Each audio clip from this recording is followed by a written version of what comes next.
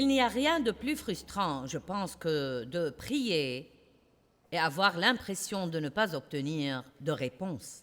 Bon, nous connaissons l'attente et nous savons ce que c'est d'être testé et les choses comme ça, mais au bout du compte, nous voulons avoir clairement l'impression que le Seigneur entend nos prières et qu'il nous répond. Combien d'entre vous savez combien c'est enthousiasmant et stimulant pour votre foi quand vous voyez une réponse claire à votre prière? Et vous savez que c'est Dieu. Et donc, je suis engagée à prier et je suis sûre que c'est aussi le cas de beaucoup d'entre vous. Et je veux être certaine que je le fais d'une manière qui va, tout au moins pour ma part et pour ce que je peux faire, va obtenir des réponses et que je ne suis pas en train de bloquer ou d'empêcher Dieu d'agir d'une certaine manière. La prière est tellement importante pour notre vie et notre marche avec Dieu.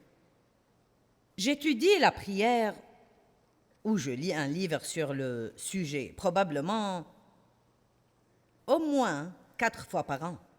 Et je pense que nous avons tous besoin d'entendre encore prêcher sur la prière et de nous rappeler combien la prière est puissante et combien c'est important. Vous savez, prier veut simplement dire demander. Avec Dieu, nous ne devrions jamais déduire ni présumer, parce qu'en fait, c'est assez mal élevé. Nous devrions juste demander. Je ne pense pas que la prière doive être compliquée. Je ne pense pas que ce soit quelque chose de difficile ou de dur ou que nous devrions être effrayés. Je pense qu'en fin de compte, vous pouvez commencer par, avoir un temps de prière chaque matin. Mais j'aime voir la prière plus comme respirer quand vous priez toute la journée. Vous en arrivez à dépendre de Dieu au point que vous savez qu'il vous faut vous appuyer sur lui tout le temps. Nous savons tous que Satan va faire tout ce qu'il peut pour nous empêcher de prier. Qui a remarqué que quand vous essayez d'avoir votre moment de prière, vous pensez à tout ce que vous avez oublié? Vous pouvez, si jamais vous avez besoin de vous souvenir de quelque chose, juste aller prier. Parce qu'à ce moment exact, vous allez vous souvenir de tout ce que vous avez besoin de faire. En fait, je garde toujours sur moi un petit carnet quand je prie. Et donc, chaque fois que je me rappelle de quelque chose qu'il faut faire, je peux le noter et je n'ai pas à me lever pour le faire immédiatement. Satan adore aussi nous déranger. Il aime nous énerver. Donc, au moment où nous essayons d'être dans la présence de Dieu, nous finissons par nous inquiéter et nous plaindre, au lieu de prier des prières qui sont vraiment productives pour le royaume de Dieu. Donc, ça va si je fais juste 2 enseignements sur la prière afin de nous encourager et de nous donner à tous envie de le faire. Donc, le premier barrage ou le premier empêchement, vous savez que j'aime vraiment utiliser des exemples et Dieu les met sur mon cœur car il laisse une image en nous que nous n'oublierons pas. Donc, l'idée principale est que si je vais prier, je veux être sûr que mes prières vont arriver à destination et que les réponses de Dieu vont arriver à destination. Mais s'il y a un barrage, alors je vais dire « Mais il y a quelque chose qui m'empêche et je n'arrive pas à passer. » C'est assez intéressant de noter que sur la route en venant ici ce soir, je ne les ai pas vus parce que je ne faisais pas attention. Mais il y avait des panneaux comme ça partout. Route barrée, route barrée, route barrée. Je viens juste de penser, peut-être Dieu veut-il que vous ayez cette image en tête ce week-end. Ainsi, vous ne voudrez pas vous retrouver devant des routes barrées. Vous voudrez ouvrir toutes les routes pour que la grande bénédiction de Dieu se déverse dans vos propres vies. Le premier obstacle à la prière est simplement de ne pas prier. Une prière ne peut pas sortir si elle n'est pas priée. Dieu ne peut pas répondre à quelque chose qui n'a pas été demandé. Et nous savons tous que quand nous prions, nous devons prier par la foi. Et donc, je ne vais pas dire grand-chose là-dessus, excepté pour dire que tout ce que Dieu fait pour nous vient par le fait d'y croire. Si nous plaçons notre foi en lui et que nous croyons. Donc, le fait de demander est le signe de cette dépendance envers Dieu. Mais juste avant, Jésus est venu au jardin de Gethsémani, où il savait que pour lui, les choses se terminaient. Il a dit, vers la fin des choses, retranscrites dans le livre de Jean, dont je pense qu'elles sont peut-être parmi les plus importantes qu'il voulait nous laisser. Par exemple, une de ces choses qu'il a dites en Jean 14 était « Je vous laisse ma paix, je vous donne ma paix. Je ne donne pas comme le monde donne. » Et pour moi, j'ai appris que cette paix est une des choses les plus importantes dans votre vie. La vie ne vaut pas la peine d'être vécue si nous ne pouvons pas être paisibles. Et pour être paisible, si vous voulez vous entendre avec les gens, il va falloir y travailler. Ce n'est pas quelque chose qui vous tombe dessus. Vous ne pouvez pas juste prier pour avoir la paix. Vous devez savoir que la paix vous appartient et ensuite la poursuivre et faire le nécessaire pour être certain d'être paisible. Mais c'était une des choses qu'il a dites juste avant la fin. Il pouvait dire 1 million de choses, mais il a dit « Souvenez-vous de rester en paix ». Je dis toujours, s'il n'y a pas de paix, il n'y a pas de puissance. Si vous voulez être puissant, vous devez rester paisible. Il n'y a rien qui détruise la puissance de Dieu mieux que la désunion. Mais il y a aussi une chose étonnante qui arrive dans 4 chapitres du livre de Jean. Dans une poignée de versets, 7 fois, le Saint-Esprit en fait écrit en substance la même chose pour nous. Demandez. Quoi que vous demandiez en mon nom, je le ferai. Demandez. Quoi que vous demandiez en mon nom, je le ferai. En fait, j'ai été incitée quand je faisais une de mes 4 études annuelles pour me renouveler dans la prière. J'ai beaucoup de livres différents sur la prière et je peux même ne pas lire le livre en entier chaque fois, mais j'aime bien continuer d'apprendre dans ce domaine. J'étudie aussi beaucoup sur la bouche parce que c'est juste ce qu'il faut pour faire bonne mesure. Et l'auteur du livre que j'étais en train de lire disant en substance, si vous vous arrêtez et pensez à ce que disent ces versets, ce sont des promesses absolument stupéfiantes et incroyables. Demandez ce que vous voulez et je le ferai si vous demeurez en moi. Donc, nous allons maintenant regarder tous ces passages de l'Écriture. Je veux qu'une chose résonne dans votre tête. Demandez, demandez, demandez, demandez. Vous n'obtenez pas parce que vous ne demandez pas. Demandez, demandez, demandez, demandez. Amen. La première fois que je me suis approprié ça, Jacques 4,2 dit « Vous n'avez pas parce que vous ne demandez pas. » Nous verrons cela plus tard. Ça ne fait même pas partie des 7 points que nous allons voir. J'étais si contente à l'idée de demander et j'ai eu une telle révélation sur le fait que j'avais essayé de faire beaucoup de choses moi-même et que je m'étais usée à essayer de changer Dave, de changer mes enfants, de changer mes circonstances, faire grandir mon ministère et de me changer moi-même. Et il me dit « Tu n'obtiens pas parce que tu ne demandes pas. » Quelqu'un là-bas a saisi. J'étais tellement contente, je pouvais à peine attendre d'être seule quelque part pour que je puisse demander à Dieu. Combien d'entre vous, ce soir, juste dans votre esprit, croyez que Dieu veut probablement faire bien plus que ce que nous savons lui demander?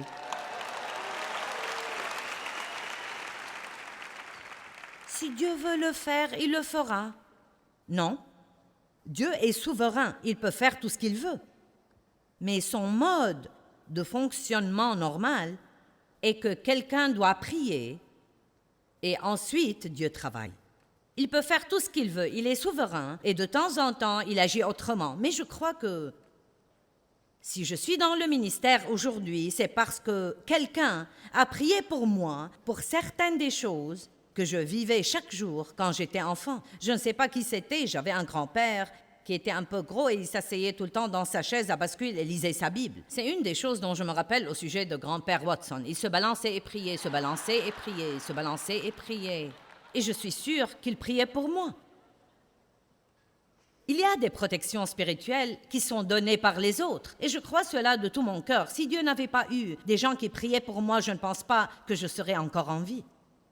Car je sais que le diable déteste à 100% quiconque parmi nous partage la parole de Dieu. Quand je suis à la télévision chaque jour, devant des millions de gens, je veux dire, je sais que le diable déteste ça. Il le méprise vraiment. Et il y a des gens qui prient pour moi, dont certains que je ne connaîtrai jamais. Mais la prière est absolument étonnante. Elle fait beaucoup plus qu'on ne le pense. Et une des raisons pour laquelle le diable essaye de dire à tout le monde que ça ne sert à rien, vous savez, juste, quand vous priez, vous pouvez bien ne pas ressentir grand-chose en le faisant, mais vous priez par la foi et vous croyez que Dieu vous entend, et puis ensuite vous croyez une chose et une chose seulement, et c'est Dieu est en train de travailler. En train de travailler. Je me moque de ce qu'il y paraît, de ce qu'on ressent et de ce que je vois. Dieu est en train de travailler. J'ai prié avec foi. Il dit qu'il m'entend et Dieu est en train de travailler. Pouvez-vous dire cela maintenant? Dieu est en train de travailler. C'est l'autre chose dont je veux être sûr que vous partirez avec ce soir. Je vais demander et Dieu est en train de travailler. Très bien. Jean 14, 12.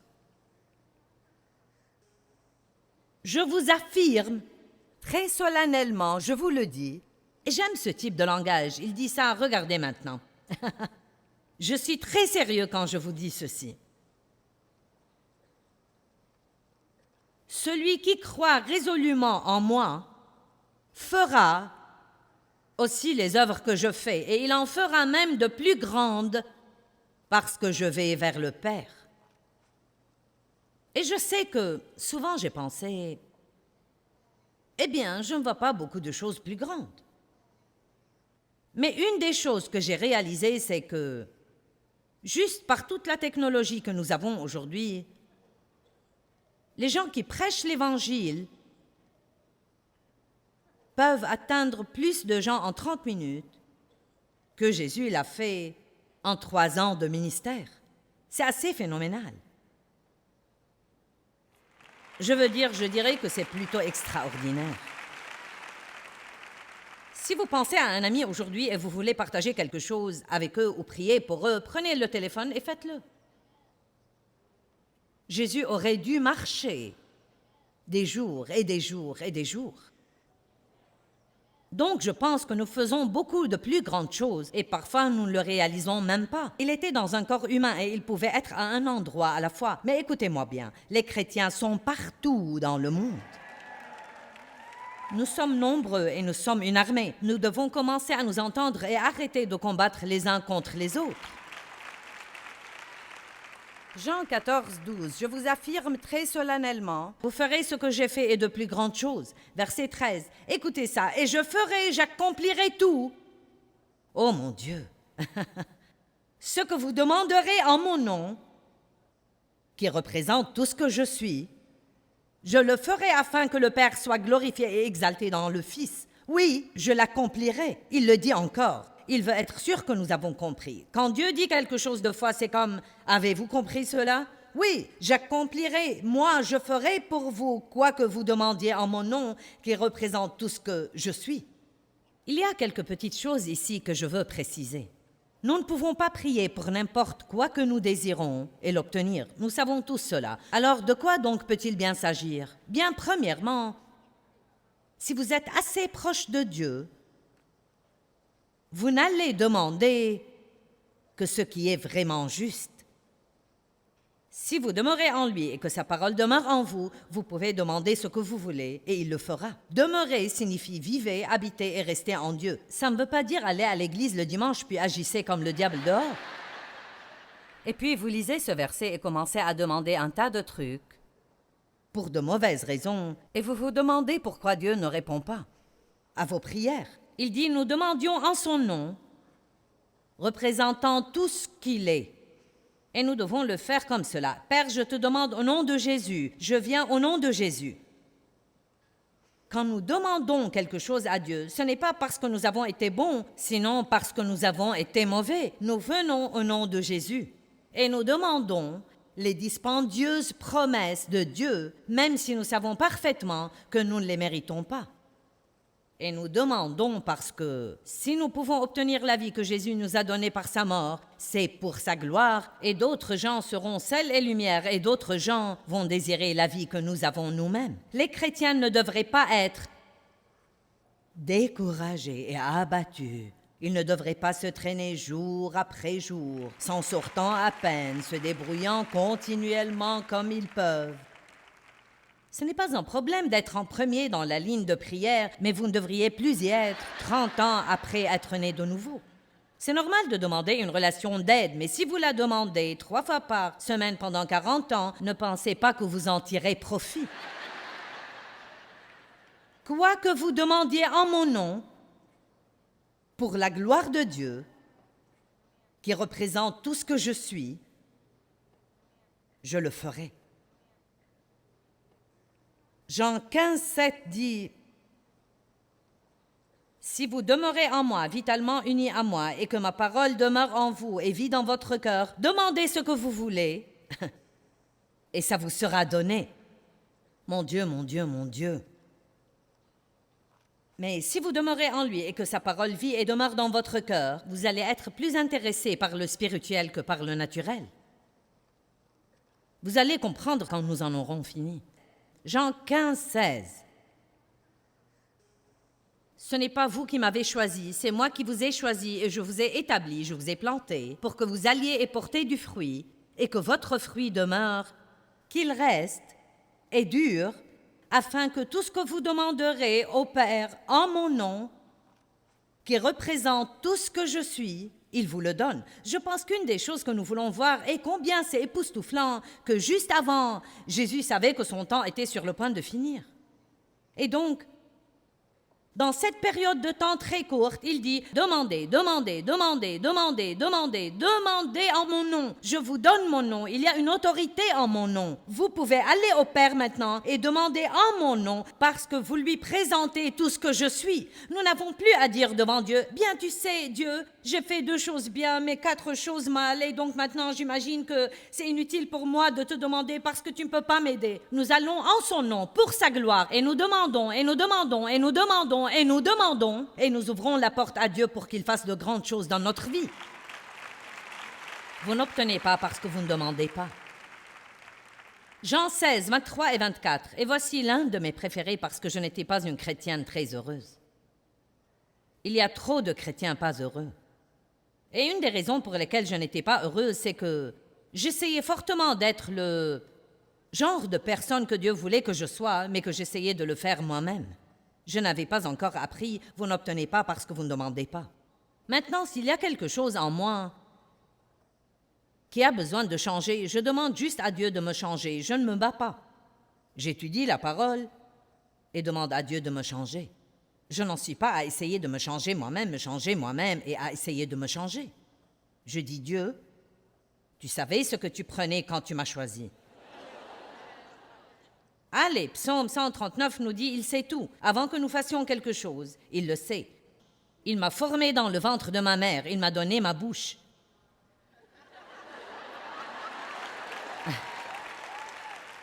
Il connaît les pensées que nous n'avons pas encore pensées.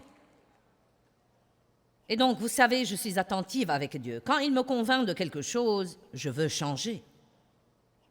Et je vais étudier ce domaine très diligemment. Je vais étudier ce domaine parce que je sais que c'est ma part, mais je ne peux pas me changer. Je peux contrôler un peu de mon comportement pendant un moment, mais s'il n'y a pas de changement intérieur, ça ne durera pas. Donc, je n'étais pas une chrétienne heureuse parce que je travaillais à être une chrétienne. Vous êtes supposé aimer être un chrétien, pas travailler sur ça chaque jour de votre vie. Donc, j'aime particulièrement le verset où il dit, dans Jean 16, 23, « Ce jour-là, vous ne me poserez aucune question. Je vous affirme très solennellement, je vous dis que le Père exaucera tout ce que vous lui demanderez en mon nom, qui représente tout ce que je suis. » Verset 24, s'il vous plaît. « Jusqu'à présent, vous n'avez rien demandé en mon nom, qui représente tout ce que je suis, mais maintenant, demandez et persévérez dans la demande, et vous recevrez pour que votre joie soit vraiment complète. » Amen. J'ai découvert que je suis beaucoup plus heureuse si, au lieu d'essayer de le faire moi-même, si je pense que quelque chose ne va pas avec Dave et a besoin de changer, je dis juste, Dieu regarde, je sais que j'ai plein de problèmes de mon côté. Donc, si je suis à côté de la plaque, pardonne-moi, je ne voudrais pas me sentir supérieure, mais j'ai le sentiment que cette chose chez Dave a besoin de changer. Dieu, voudrais-tu le convaincre? Voudrais-tu travailler en lui et apporter un changement? Et puis je continue mon chemin et mène une heureuse vie. Mais il y a 25 ans, je ne pouvais pas le faire. D'abord, je ne priais même pas. J'essayais de le changer. J'essayais de lui parler pour qu'il change. Je me mettais en colère, je boudais, je m'apitoyais sur moi-même. Et Dieu ne peut pas travailler quand nous faisons ça. Il veut que nous demandions afin qu'il puisse travailler. Et, après lui avoir demandé, si vous croyez qu'il fait ce que vous lui avez demandé, il n'y a pas de raison de ne pas être heureux.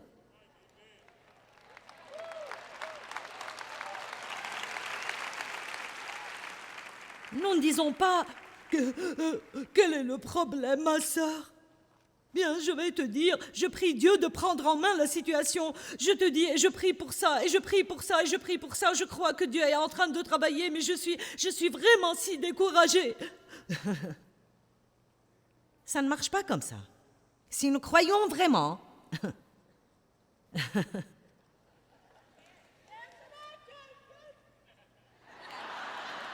Si vous croyez vraiment, pourquoi ne pas être content? Bon, je ne devrais pas être content si j'ai un problème. Pourquoi pas? Dieu vous a dit, mets tous tes soucis sur moi parce que je prends soin de toi. Tous tes soucis, tous tes problèmes, tous tes intérêts, mets tout sur moi. Mais le diable nous fait nous sentir coupables si nous aimons la vie alors que nous avons un problème. Nous pensons que nous devons y réfléchir et le tourner, et le retourner et demander à tous nos amis qui déjà ne savent pas ce qu'ils font, ce qu'ils devraient faire. Que ferais-tu au sujet de cette situation? Voyez dans quel désordre est leur vie avant d'aller leur demander conseil. Jean 16, 26, c'est la 7e fois. En Jean 14, 15 et 16, dans 3 chapitres de la Bible, c'est la 7e fois que Jésus dit la même chose. En ce jour-là, vous demanderez en mon nom, et je ne dis pas que j'interviendrai pour vous, auprès du Père, ça ne sera pas nécessaire. Vous pouvez demander en mon nom, et tout ce que vous demanderez sera fait pour vous. Donc, le premier barrage à l'exaucement des prières, c'est de ne pas prier. Est-ce qu'il y a quelqu'un ici qui est comme j'étais? Vous essayez tout dans la vie et puis vous dites, eh bien, tout ce que je peux faire, c'est prier.